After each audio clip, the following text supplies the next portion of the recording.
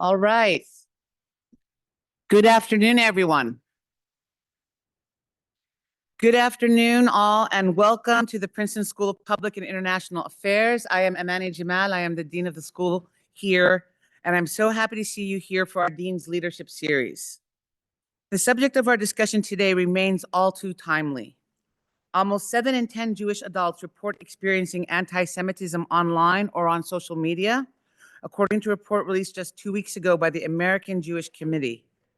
And 90% of American Jews say that anti-Semitism in the United States has increased since October 7th. But the history of anti-Semitism and its dehumanizing effects predate October 7th. Unfortunately, there's a long history, a centuries-old history of anti-Semitism and its horrors, including, of course, the Holocaust, the condemnation of an entire people based on their ethnic religious markers. Every man, woman, and child condemned, dehumanized, and targeted for being Jewish. Today's discussion is meant to bring the spotlight back to the basics of our humanity and to our commitments and values as a community. In these politicized and turbulent moments, there is real concern that terms like anti-Semitism can become a dismissed slogan devoid of the essence of its meaning, which is the dehumanization of an entire people. Today's discussion will shed important insights on the history of anti-Semitism, especially in the US and elsewhere. We will discuss the history of anti-Semitism in the world and the connection between anti-Semitism and regional events in the Middle East, especially as they pertain to the Israeli-Palestinian conflict. We will focus on proactive steps that we can take to ensure that our community is one that stands against hate and anti-Semitism, that fosters mutual respect and constructive dialogue, and that affirms a sense of belonging for all of its members. We are a school that also strives to provide up-to-date, cutting-edge political analysis on the region, and we believe in an inclusive approach to these discussions. For the last 18 months, we at SPIA have emphasized the dangerous pitfalls and essentializing reductionism that often accompanies zero-sum narratives and explanations about the Palestinian-Israeli conflict. How we talk about this conflict, how we talk and discuss this conflict shapes how we humanize or dehumanize the other. To dehumanize any group is to dehumanize humanity. Common ground will be found only through our shared humanity. Today is the first part of a two-part series focusing on rising levels of anti-Semitism and Islamophobia as a way for us as a community to reckon with the last year and a half. Events in the region have not only polarized our communities here, but also inflamed age-old hatreds, stereotypes, and discrimination against members of our Jewish and Muslim communities. Today, our focus is on anti-Semitism. A few brief reminders. Please listen respectfully and with an open mind. Remain calm and curious. And if you're inclined to engage with our speakers, please ask questions and don't give speeches. Challenge ideas, not people, and allow space for other voices. And now to our esteemed guests. Deborah Lipstadt is an American historian and diplomat. She just completed a 3-year tenure with the State Department where she served as the U.S. Special Envoy to Monitor and Combat Antisemitism, the Durrett Professor of Modern Jewish History and Holocaust Studies at Emory University. Deborah is well known as the author of the books Denying the Holocaust, History on Trial, My Day in Court with a Holocaust Denier, The Eichmann Trial, and Anti-Semitism Here and Now. Time magazine named her one of the most influential people in 2023. Mark Oppenheimer is a renowned journalist and author. Currently, Mark is professor of the practice at the John C. Danforth Center on Religion and Politics at Washington University in St. Louis, where he serves as editor of the journal Arc, Religion, Politics, etc. From 2010 to 2016, Mark wrote the Beliefs column about religion for the New York Times. He's the author of 5 books, with the most recent being the acclaimed Squirrel Hill, the Tree of Life synagogue shooting, and the Soul of a Neighborhood, about Squirrel Hill in Pittsburgh after the 2018 synagogue massacre there. My thanks to Deborah and Mark for joining us today, and to everyone in attendance. In addition to introducing today's event, I have the great privilege of moderating it as well. So why don't we get started? Please join me. Thank you.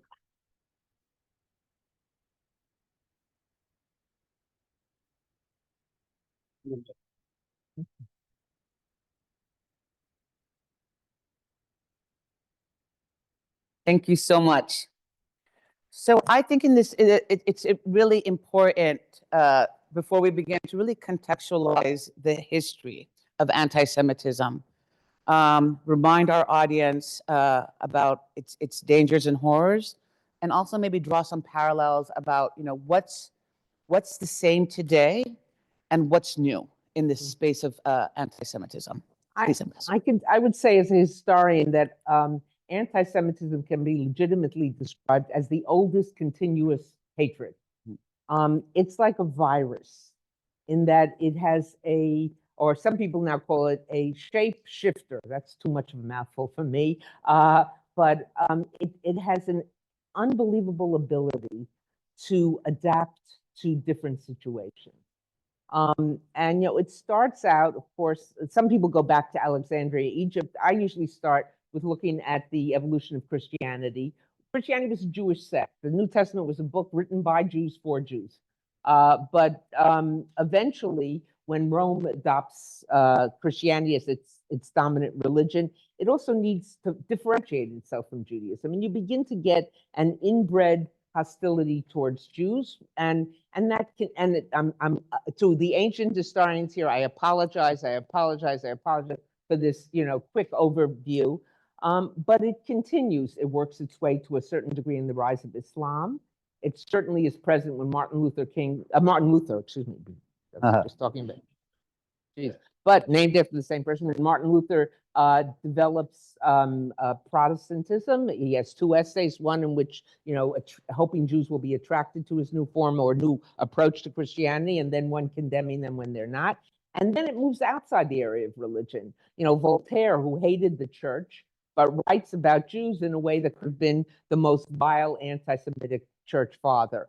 It moves in Marx, communist, socialism, communism, Nazism. It has this ability to change shapes, and because of its ubiquity, and its age-old hatred, it's so deeply in the soil that it can adapt to different situations.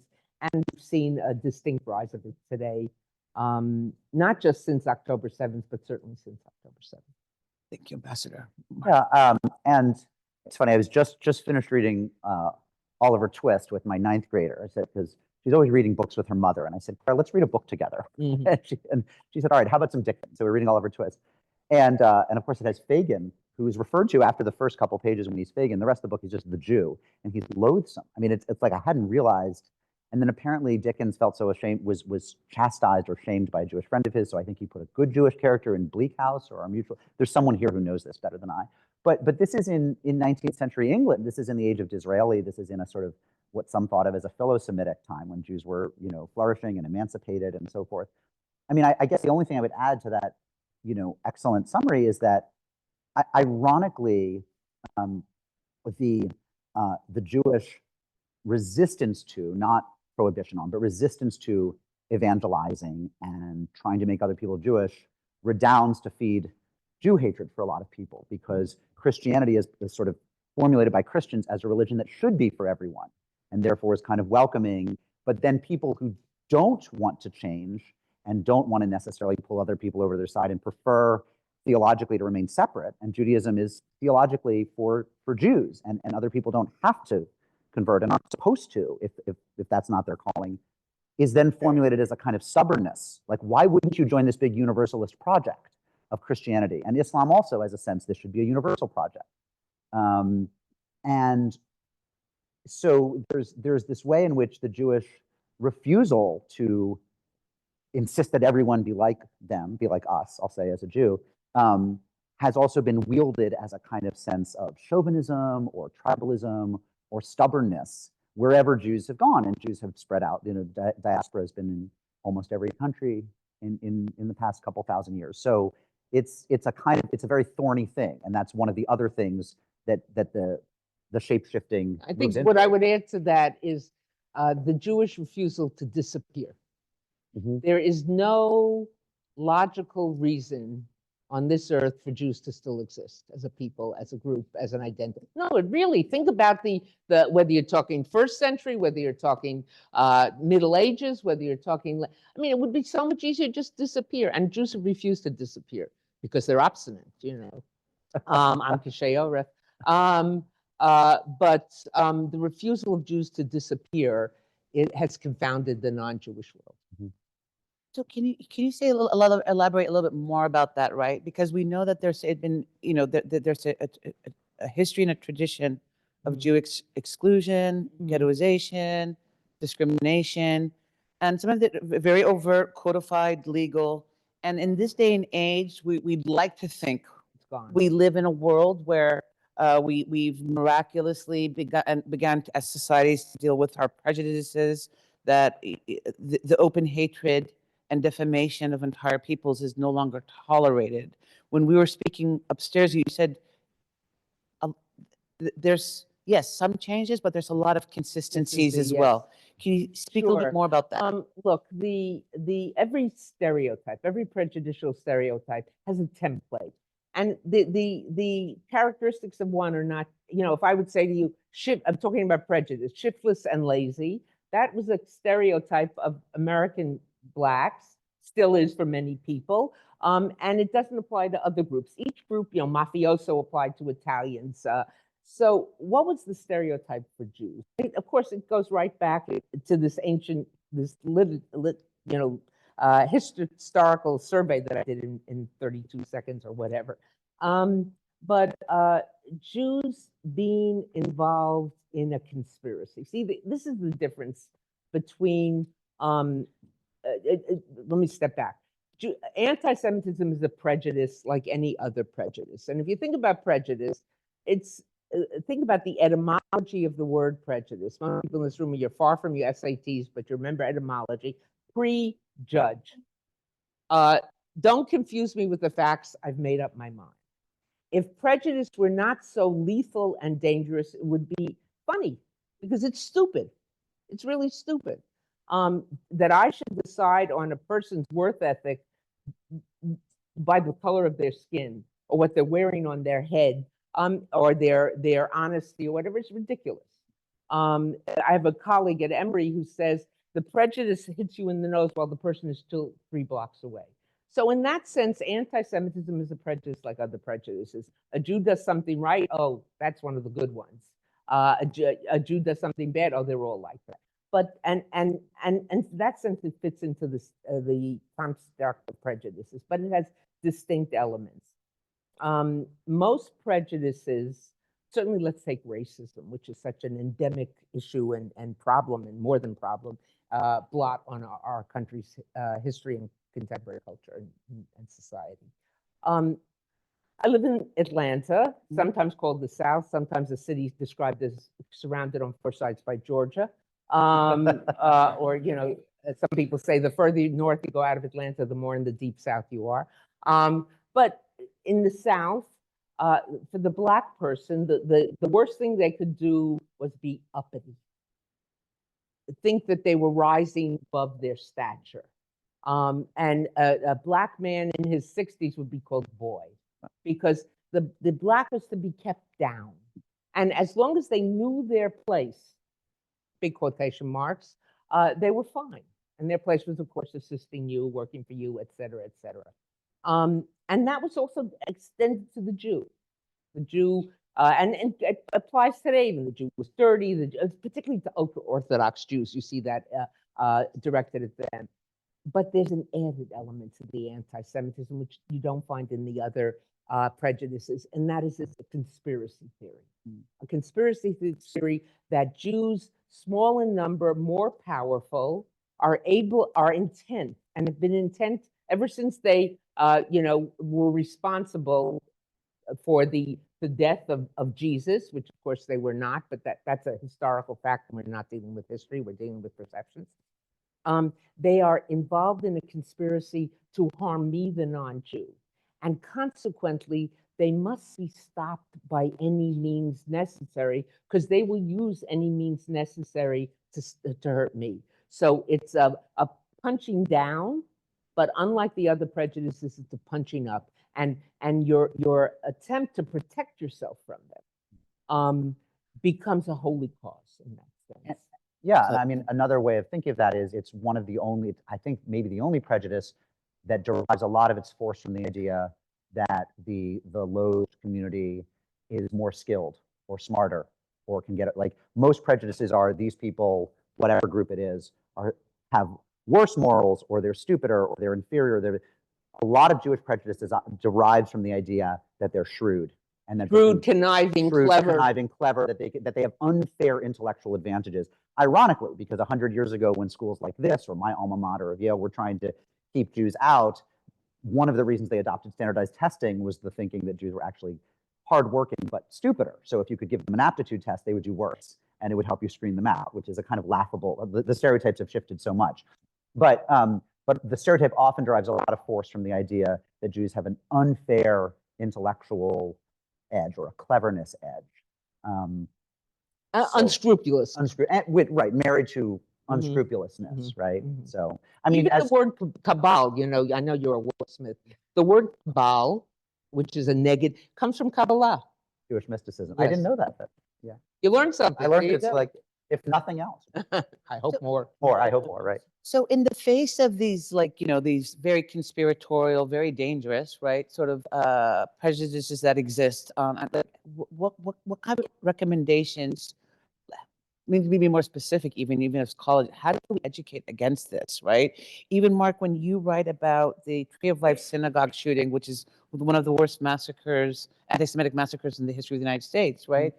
You capture so eloquently the power and resources the Jewish community had to come together and deal with this tragedy. But as I was reading it, I also felt, if I may, kind of like the burden of coping and grieving and dealing with this injustice is on the Jewish community itself. What role does the rest of society play? That's a great question. I mean, I'm incredibly my answer will sound pessimistic, but I'm actually very hopeful because really I don't believe there are specific or Jew-specific strategies for these things, as I don't believe there are Muslim-specific strategies or queer-specific strategies. I think the strategies in America that tend to defeat prejudice are fellowship, close-knit community, good education, specifically in the humanities. You have a sense of history. You can't argue about the river and the sea if you don't know which river and which sea. I mean, it's like, it's astonishing how ill-informed argumentation on all sides of these contemporary issues are because students are flocking to computer science but not taking history anymore. I mean, I know I'm preaching to the choir in this room, right? But so I think that, you know, what defeats prejudice at a small scale level is often, you know, inviting Gentiles to Shabbat dinner, right? It sort of is knowing people. And of course, speaking out against the normalization of hate, right? You can't brush off bigotry as, well, that's just the way people talk, or that's just locker room talk, or whatever. That doesn't mean that people who say something wrong should lose their jobs. I actually think people should almost never lose their jobs for what they say. I don't think they're a doctor and they say my intention is to kill Jews. They should be fired immediately. Yes, but I also think what people do on their private time. I mean, I have a strong workplace rights perspective on this, where I think that what the question is, are people doing their jobs well? And of course, if you're demeaning your patients, you're not doing your jobs well. So I agree. Threatening your patient, which is just happening. I agree. But what I do think is that you know, the things we can do are stay in community with each other, know each other, talk to each other, educate each other. But that's real work. I mean, that sounds airy-fairy and sort of, oh, isn't that sounds, you know, a little bit woo, but it's not. It's saying we actually have to know history. It's saying we actually have to be involved in our communities. We can't be bowling alone. It has implications for transit policy and urbanism and all sorts of things. If you have a society that's highly, highly atomized and people aren't getting together, and so they're finding their fellowship on the web, how shocking is it when some of them migrate to the dark web, the alt-right web, the racist web, or the racist and anti-Semitic far-left web, and that's where they get their beliefs. It's not surprising given the way we live. So I think the answers are holistic and have to do with how we should be in this world. Yeah, you know, I've just finished 3 years at the State Department, and I know they're graduates of that Syria, Dan Kurtzer was here and others are here who've done that. And at the State Department, our focus had to be across the pond, outside the borders of the United States by law. So, and there was a problem before October 7th. October 7th didn't create this problem. There was a serious problem before it. And I was traveling to countries in part to say the United States takes this very seriously. This is something that is of concern to the United States, and we see this as a threat to stability, which I'll talk about in a moment. Mm-hmm. But then I began to hear the same questions, and it was really precipitated about a little over a year ago. I was in my office and I looked and I saw that on my schedule that day, the Attorney General of one of our major Democratic allies was coming to my office. Mm-hmm. And I said to my assistant, I said, I think he's supposed to be seeing Merrick Garland, not Deborah Lipstadt. Yet he's coming directly from DOJ, from Justice to you. So he came in and he said, we have an anti-Semitism problem. We want to know what to do about it. So I began to tell him some of the things that we've seen that we think work. And then I began to reflect on it. And I said, these are the same questions I've heard from, by then I had traveled to 20 countries. I think in the end, I visited 40 countries that I hear often, what can we do? And I come to what can we do? So I sat down with my team at the State Department. And I said, I don't want to write a long paper. I don't want to paper the walls with another State Department policy paper that will be read by 4 people, most of whom work in this office, and that's it. So we put together something, you can look it up. It's you have to go to the archives of the State Department because it's the previous administration, the Global Guidelines to Monitor Anti-Semitism. They are not rocket science. They are obvious. First, and they can apply to universities, and some universities have adopted them, in fact, and adapted them. First and foremost, leaders have to speak out unequivocally and not say yes, but.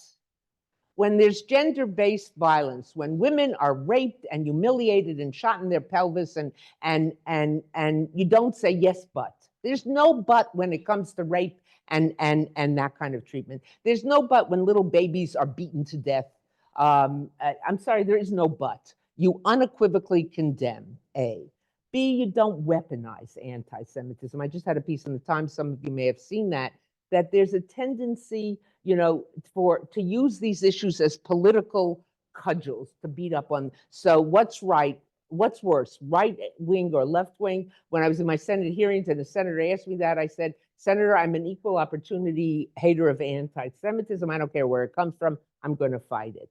So you can't weaponize. You have to educate, but educate, Mark, and I say this as someone whose whole life has been in the academy, is not a magic bullet. You can have I couldn't agree more. And I want to say I'm against high school level required Holocaust education because I don't think it works and it's usually done badly. It's usually done badly. I'm with you. I actually don't think education. Look, you can be a PhD and an SOB at the same time. Absolutely. I'll give you historical detail. During the Holocaust, there was the gas chambers and the camps, and then there was the Holocaust, what's become known as the Holocaust by bullets. Over 1 million Jews shot. There were 4, the units that were in charge of this were called the Einsatzgruppen, the special forces unit, or particular forces unit. And there were 4 of them. 3 of the heads of these units had PhDs. One was a minister, one had 2 PhDs in economics and in law. So, it's an example, but you can be both. But yeah, educate, but educate is not a simple solution. Enforce your laws. What was the great failure we saw of campuses last year, less so this year, is the failure to enforce their own regulations. And it didn't matter whether it's about, if you don't allow encampments, I don't care whether it's about climate change, abortion, tax policy, or Gaza, or anything else, you don't allow encampments. Taking over buildings is not something that to be negotiated. It's wrong. It's just plain wrong. Marching into classrooms and stopping students from teaching, it's not. It's the whole purpose of a university is to educate and say, well, we got to understand and whatever. I'm sorry, there's got to be a sense of this far and no further. And I think that's also part of it. And then you said, invite someone to dinner to be Jewish. Don't hide your Jewish identity. I mean, I should be clear that I don't think that anti-Semitism is the Jews' problem. I really think it's the Gentiles' problem. right. I mean, it's an illness and a virus and a sort of a psychological virus that principally infects non-Jews, that would infect some Jews as well. And what I tell my children, you know, not my students, but my literal children, is, you know, when they say like, "What's our job?" I say, it's actually not your job. It's actually the job of the anti-Semites to figure out how to fix their anti-Semitism. But that's always true with prejudice. It is. And racism shouldn't be taught in Black studies. It should be taught in general. So I completely agree with that. I mean, I think that that, you know, it's not this sort of Jewish problem. It's a problem that's endemic to Gentiles, and therefore it is not the case. I had an interesting conversation with Rabbi Sharon Brous out in Los Angeles about this, where she was sort of talking about how important it was for Jews to be building bridges. And in Pittsburgh, one of the great stories after the Tree of Life shootings was they had such the Jewish community had such wonderful connections to the Gentile community going back a century. And so when there was a tragedy that hit the Jewish community, let's call it a crime, let's call it a murderous crime, right? Not a tragedy can sound like, you know, an act of God, right? A tornado.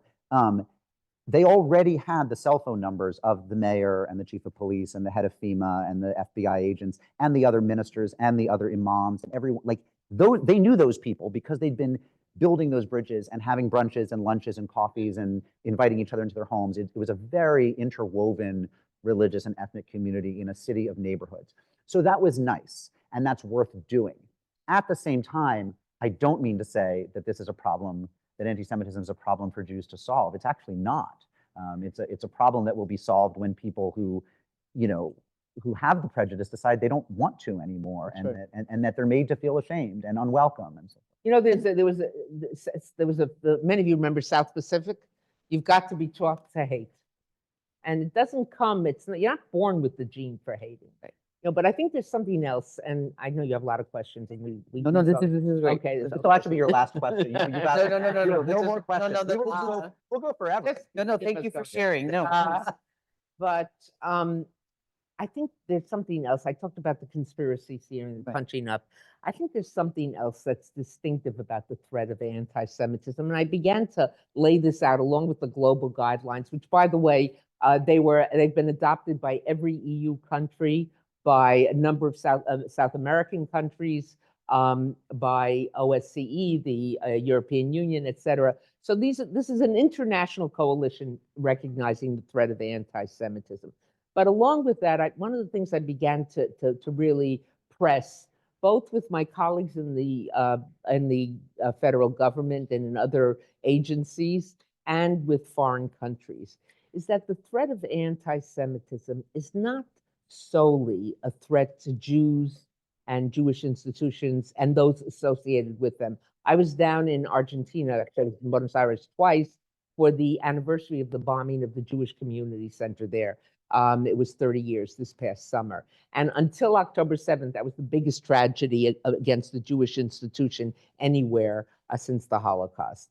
And at the memorial, it's a very powerful memorial. People stand in the street, and when the sirens go up, each person who's come, thousands of people come, has been given a picture of one of the victims. And you hold up the picture. The people become the memorial. And when the sirens stop, the memorial disappears. The picture I held up was of a non-Jew who was in the building with his mother because his mother was taking a course on becoming a home health care worker. So, you know, it's Jews, Jewish institutions, and if that were the only threat of anti-Semitism, it would be something the government, I think, a government, certainly a democratic government, should legitimately concern itself, but it's not solely that. It's also a threat to democracy. And we often hear that, you know, hunger is a threat to democracy, right? Which is true. But here there's something quite specific. Because going back to the conspiracy theory I was talking about earlier, if you buy into the conspiracy theory, you think the Jews control the government, judiciary, media, whatever. In essence, you've given up on democracy, because if one group controls it, what does my vote count? And the flip side of that, which we've seen on the campuses very much, is that the people who are the objects of the animus doubt whether the institution will support them or protect them. Columbia put out a report on just recently on the anti-Semitism on campus, and they interviewed hundreds of students, and you heard the same thing over and over again. We didn't feel there was anyone who cared about what was happening to us. Or UCLA, where the encampment students blocked the entrance to the main library. And, you know, if you said, I'm not Jewish, they let you go in. If you're Jewish, you had to denounce Zionism, you had to denounce Israel, otherwise they wouldn't let you in. And I spoke to some of the students and they said, we looked here and there for someone to, for the UCLA has a bigger police force than some cities in the United States, to say you can't do this, and there was no one there.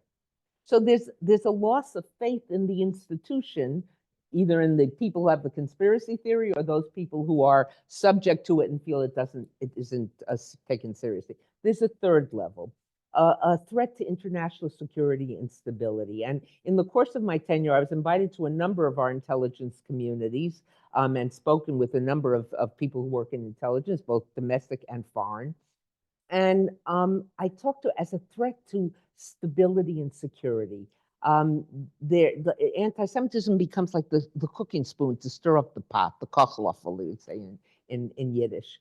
And I'll give you a historical example. In 1959, end of 1959, there was an outbreak of anti-Semitism in the Federal Republic of Germany, West Germany. And no one sort of knew where it was coming from. It suddenly appeared. And then it spread to New York and demonstrations in London and other places. Eventually, it turned out it was a KGB Stasi exercise. Now, why was the KGB? They didn't want to foment anti-Semitism, but they wanted to create doubts destabilize doubts about West Germany. West Germany was emerging then as a power. Doubts, and they wanted to say, you know, you in the West think we practice anti-Semitism in USSR. Well, look what's happening to you. So it became the vehicle to destabilize.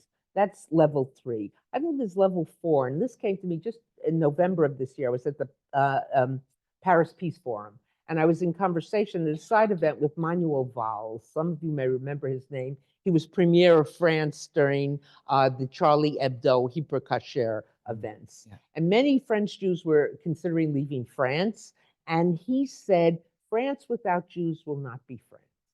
He wasn't saying to the Jews, stay here and we'll protect you and we'll take care of you, et cetera, which is sort of benevolent kind of thing. But he was saying to the French society that if you let one group, which has been part of the warp and woof of our society, the fabric of our society for so long and such an integral part, if they don't feel secure, what does it say to the society at large?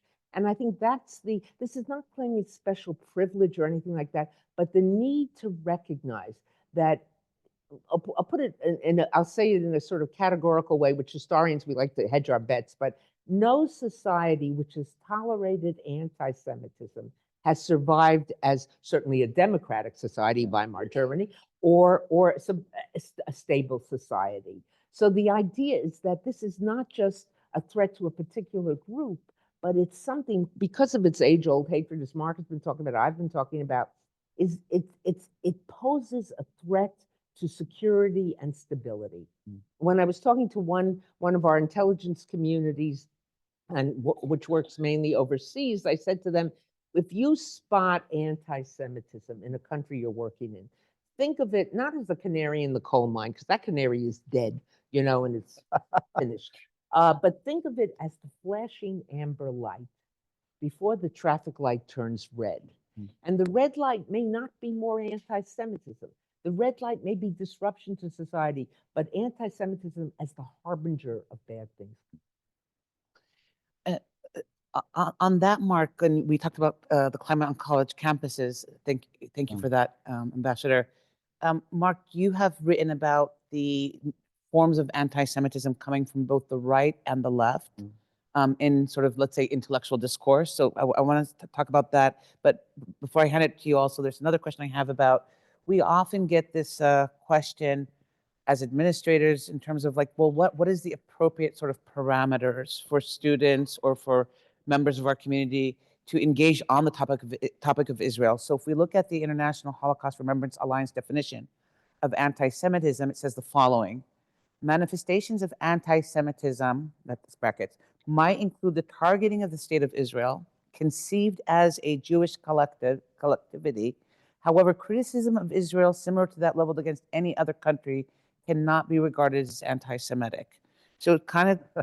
Well, I don't envy you your job. That's the first thing. I'm glad not to be an administrator on a campus, having to split these hairs.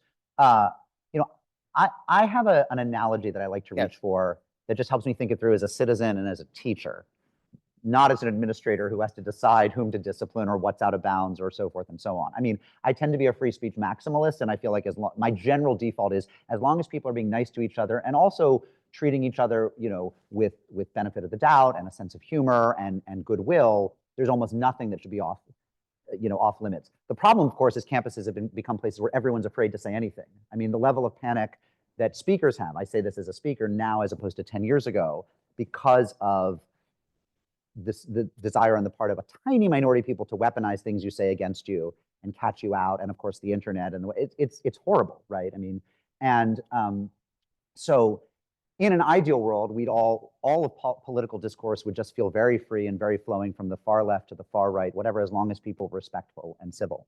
When it comes to Israel, again, a sort of way I think of it that's may not be useful to an administrator who has to really make these decisions is, you know, a lot of students feel when they talk about Israel that the eyes of the world are on them and the anger of many of their fellow students is on them, whether it's from the left or the right in Israel. Imagine if Black students felt that way if they talked about Nigeria or Jamaica, right? If they talked about one of their ancestral the homelands of some of the Black community, right? Imagine if Irish students felt that way when they talked about the troubles in Northern Ireland, right? It's unthinkable, right? It's unthinkable. Irish students and Unionist Protestant students, to the extent they've had them on campuses in America, and to the extent anyone cared in the 60s and 70s and 80s, could certainly talk about what was a very violent and bloody civil war with lots of terrorism and lots of death without feeling that their position on the rugby team or in their fraternity or their eating club or class was at all impinged upon, right? And certainly, I mean, Jamaica was one of the most violent places in the world for a time, right, because of the militias and the gang warfares and everything. But certainly if Jamaican American students had been talking about which side they were on, to be crass about it, they wouldn't have felt that their status as Princeton students was affected by their position on that. And so that's honestly the way we have to think about students who are talking about foreign affairs or politics, which is it shouldn't impinge on their social status, it shouldn't impinge on their welcomeness, it shouldn't, and of course we know that's not remotely true, that in fact they are often judged, they are often held to certain standards. There have been Jewish students who have been asked when running for student government on several campuses to defend or to name and defend a position on Israel when what they want to talk about is student activities budgets and tailgates and like student stuff. So that's unique. And that faculty and administrators haven't seen how problematic that is disturbing. It goes actually beyond a free speech issue. You can, in some ways, solve the free speech issue and come up with rubrics for where people can talk and who's called on first and when people are kicked out of a room or suspended. It doesn't solve the cultural question of the fact that fellow students and often TAs and teachers want to judge people and criticize people and socially ostracize people for political and foreign affairs positions, which of course isn't good for a scholarly or intellectual community at all. It's the exact opposite. It's the exact opposite, right? You know where we've seen so much of this, and I know this both as a feminist, because I've watched and paid particular attention to the gender-based violence, though you didn't have to be a feminist to do that. You shouldn't have to be a feminist to do that. Is with some of the women's groups on campus. Mm-hmm. It's been very hard. I've heard from students who were, Take Back the Night and anti-rape and anti-women's violence, who have been cut out because of either their position on Israel or their assumed position on Israel. And that's anti-Semitism. Absolutely, but it's also, and I think maybe this gets to your question, Dean, also of sort of the left and the right on campuses. When any community becomes an ideological monolith, as elite campuses more or less are. I'm not saying there aren't conservative or Republican or right-wing students, but they are a minority of a minority. And we know statistically, there's always, this has been measured. And anecdotally, it's certainly the case that, when I was in college, I mean, I think there were students surveyed, the Yale Daily News surveyed students and found 40% voted Republican in the 1996 election or whatever, 92 election. And now, of course, that number would be a trivial fraction of that. When you become a monolith, what happens is you start, the narcissism of small differences kicks in and you start devouring each other. And there's not healthy debate between left and right and far left and far right. What you have is, on elite campuses generally, and I think you'd all recognize this, is a lot of people who identify as being left of center, finding reasons to devour each other and hate each other. And Zionism and Israel, and to some extent Jewish practice, have become topics around which people, attack and devour and ostracize each other. So that's also, I mean, what's something else that could be done if our campuses were more ideologically diverse? I do think that would take some of the pressure off of certain current events topics as a way to decide who's in the in group and who's in the out group. Excellent. Well, on that point, I think we want to turn to the audience for some questions. I will say that, this excellent. We will take your questions. Please come to the microphone. In general, I've heard from many friends and colleagues from all across the spectrum that, the last year and a half has been very tiresome, very exhausting. There's a lot of hurt in terms of the levels of anti-Semitism in general. I mean, we have some good data that comes out of our exit polls with students who graduated last year in terms of our Jewish population. Our students reported really high levels of political satisfaction, yet I know personally and anecdotally that a lot of members of our community are still hurting very much. You look at the ADL scorecards across a variety of campuses, we can't really, we really don't understand how to reconcile those grades with what we're hearing as well. So there's a lot of work that we need to be doing and sort of making sense of some of these indicators. So again, in the spirit of giving campuses advice on how we might do that, and we see a lot of also fissure, not only between communities, but within the Jewish community as well, on some of these topics, especially as it relates to discussions about the state of Israel. How does the community claim this domain of anti-Semitism and defend against it in a monolithic, if I may say, in a monolithic way that really sort of combats hate? So a lot of work to do, but we really appreciate all your insights as well. Yes. Thank you so much for everything you've done. It's not working. I think. Well, do you hear me? Yes. Okay. Thank you. Introduce yourself. Hi. So I'm Ophir Cohen. I'm from Israel, and I'm studying here MPA. I wanted to ask, how do you see the connection from everything you said to what happens today regarding the Palestinian cause and their fights against Israel? Do you see connection to that, to anti-Semitism in this context? And also, how do you see the fact that the liberal movement that defending every other minority, if it's Black people, if it's homosexual, whatever, is so open to hateful for Jews, as we saw, like the presidents in the Senate, they said it depends on the context, why they're calling for the genocide of Jews. I don't think they would say anything like that if the questions would be about the genocide of Black people or homosexual people. But somehow these people are very open to context regarding Jews. And connecting to that, do you think that people who says things like, by all means, things that I heard here in campus in marching, a lot of people shouting, by all means, do you think things like that should be punished in the university? Thank you. Should be what? Punished in the university. Well, Thank you. that on that last point, that takes it into the issue of freedom of speech. But by all means, do they? What I would ask them, does that include rape? Does that include murder of children?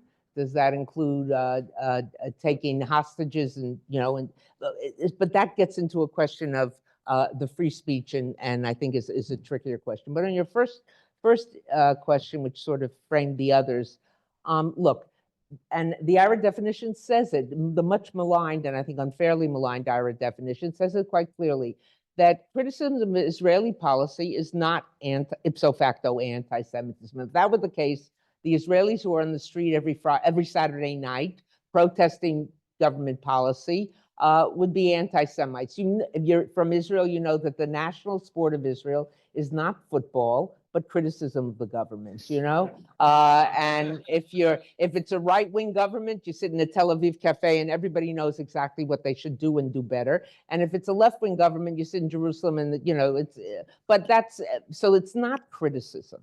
It's when it transcends the line, when it includes firebombing of synagogues, when it includes attacking Jews in whether it's Brooklyn or in Hendon in London or wherever it might be in Paris or other places. It's when it crosses the line, and Mark was talking about that also, when a Jewish student for student government, because they're a Jewish student, maybe they're affiliated with Hillel, maybe they're not, is asked, what's your position on Israel? When they want to talk about campus activities, that crosses the line. So it's very clear when it crosses the line. And you can be, you can think Israel has done very wrong without being anti-Semitic, but too often, let's be honest about it, too often in the past 15 months, it has crossed the line. And I think that that's been something that's disturbed many of us.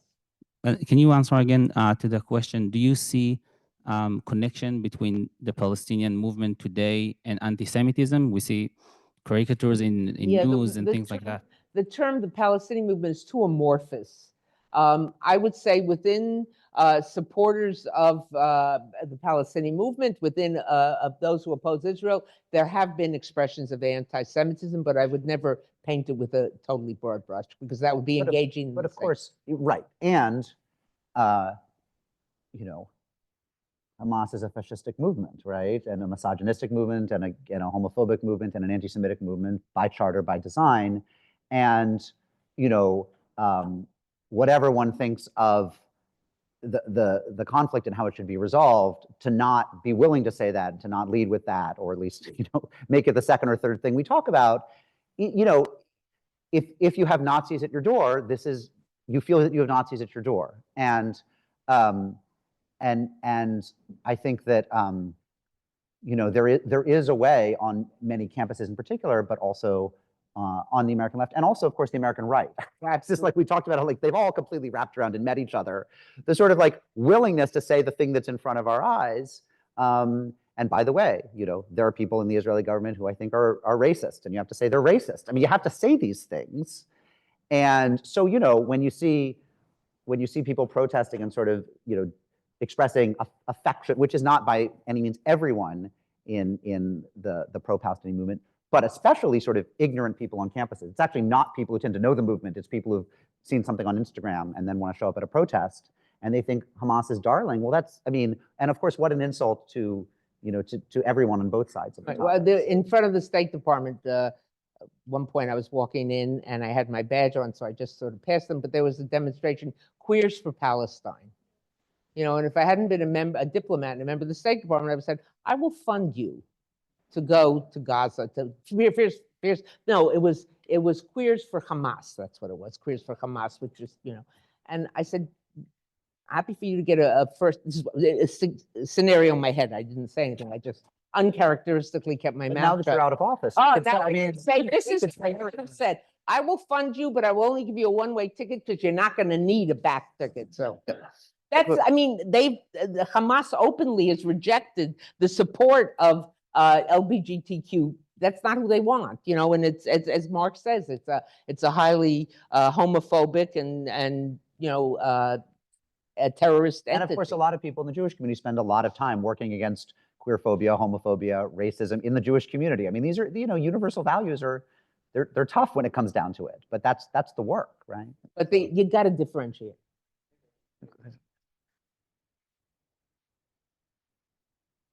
I think, should we have a microphone here? Hello. Hi. I'm Josh. I'm a PhD student in computer science. So sorry, Susie. I usually pick on political science, but not in this building. Since everyone should really be a history major. But okay, go ahead. Comp sci major, Josh. Go ahead. So you guys talked about people who think that there's conspiracy theories that Jews are controlling everything and things like that. And to me, it seems like there's a lot of people who will say things like, "Oh, I'm not anti-Semitic. I don't hate Jews. I just hate Zionists," or "I just think George Soros is controlling everything," or something like that. And so, how would you respond to people who don't see themselves as anti-Semitic, who probably would react with hostility if people say they're anti-Semitic, but use anti-Semitic tropes and spread this hatred? So I'll just give a quick answer, which is I don't react to them. I mean, when I'm in conversations and people want to pick this fight, which because of my line of work, and I'm sure this is true for the ambassador, I'm sure it's true for a lot of us, right? They want to pick this fight, right? I actually say that's nice. What are you watching on Netflix? What are you and your partner streaming lately? You have a child, they're 3. What's their latest trick? Are they, you know? I mean, Right. I don't think you can talk. I don't think arguing is successful. I realize that's not getting to the root of your question, but actually it's an important answer, which is fighting with people, whether on Facebook, Instagram, TikTok, Blue Sky, is a losing proposition. Mhm. So I actually don't get into those arguments. I mean, I think that, again, it's hard to separate this out from the fact that a lot of people are coming to politics right now with no natal or genuine interest in politics. It's a fashionable, Israel-Palestine is a faddish topic of the moment. That doesn't mean it's not important. And I understand why it's important. And I understand why, if you've had relatives who have died in Gaza, it's really important, or in Israel. Yeah, I understand all that. But most of the people who want to have that conversation with me saw like a tweet by Dua Lipa, and now they're politically curious. And there's. But I think there is a serious point to what you're making, because we hear it so often, that I'm not anti-Semitic, but Right. And if the person who's that's anti-Semitism, the person will push back in a way they might not push back if it's a Black person saying that's racist. And I'm not saying that's always the case, but or a woman saying that's sexist, that's mansplaining, or whatever it might be. And we see it a lot. Yeah. Can I chime in on this point? Because this point comes up quite a bit about the anti-Zionism bit. And I do, if I may say it, and not to get into the debate, but I do believe that it's about definitions as well. For any student who might profess a love for the state of Israel, the idea of state of Israel, we know that the idea of Israel is very much ingrained in Jewish identity. That's a definition, right? And that's like an attachment, an identity marker. Then you get anti-Zionism is all about settler colonialism. It's about extermination. It's this, it's that, it's that. It can go on and on and on for all these other definitions. And now you've labeled people who attach to their identity and what it means to be Jewish for a lot of people is to love Israel. You might not love the policies of the state.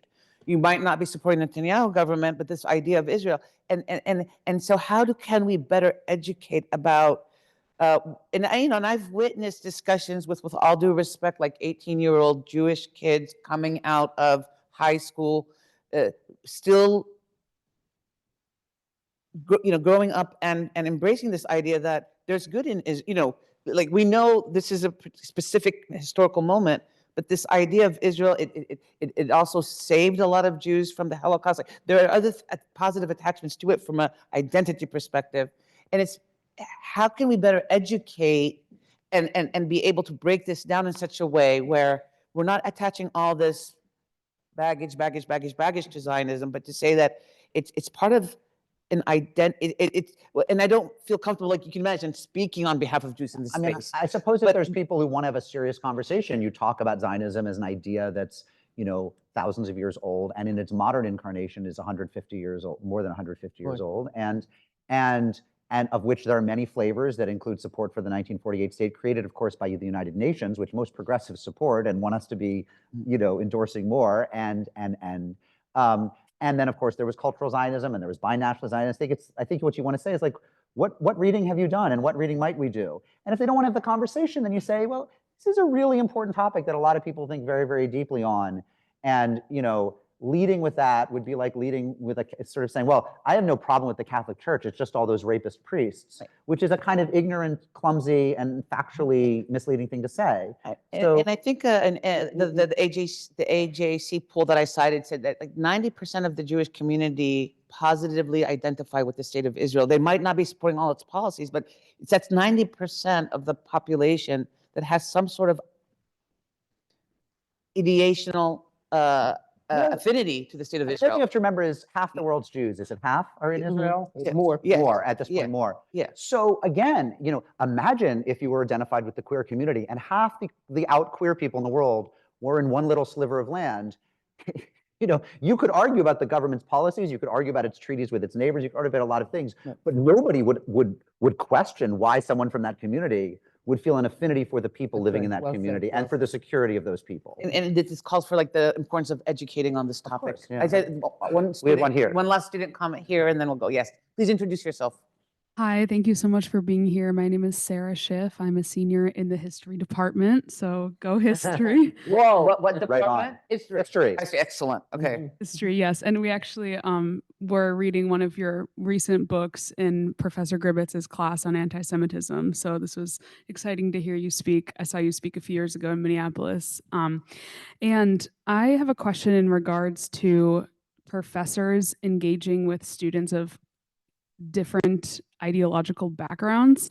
So I'm writing my thesis on the relationship between the development of anti-Zionism in the Middle East versus the way in which the political left has come to understand it after the 1967 war.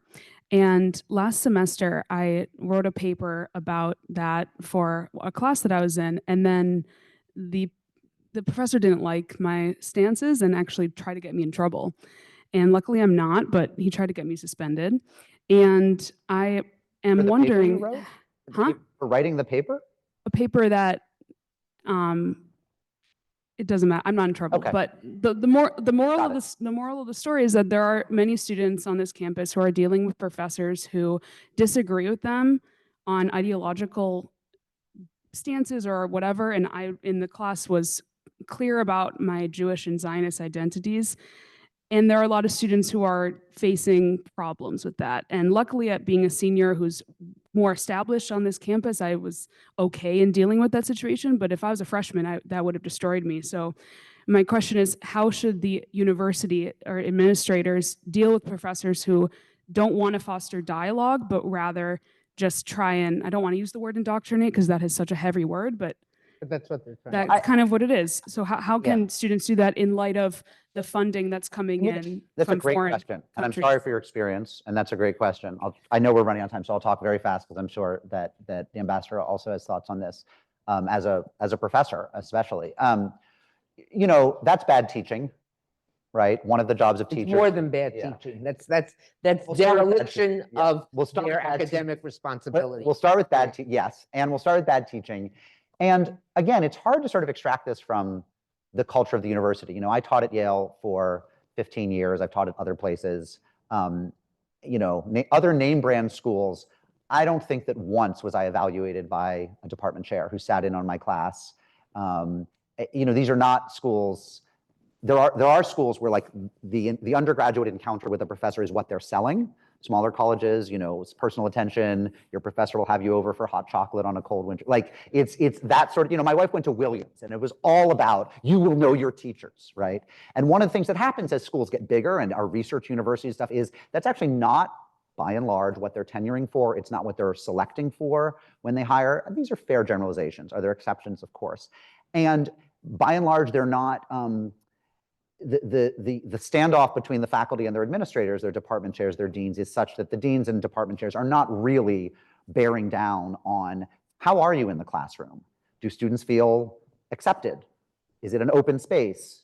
Can they share? It's just not part, evaluating teachers based on that is not part of the culture of a place like Princeton or Yale or NYU or what have you, or Michigan or these large research universities. So it's kind of broken. Now, if it were working well, of course, I mean, you know, students would feel that their teachers loved them and loved that they were there and wanted to work with them regardless of their points of view. What's more, I actually think teachers should, insofar as possible, try to keep students guessing about their own points of view. I mean, it's hard for a student to feel outspoken if they know the teacher, however nice and well-meaning, thinks that their point of view is idiotic. So, I mean, these are kind of, these points of view that I'm expressing are treated as old-fashioned these days, but your experience is why they're crucial. And I just hope your administrators can listen. There's not much that I can add to that, except that sadly, your story is not a unique story. I've heard it from too many campuses, including our finest campuses, where these are professors, my colleagues, my friends, who insist on academic freedom for themselves. And then my students are free to say whatever they want in the class, but you have the power of the grade.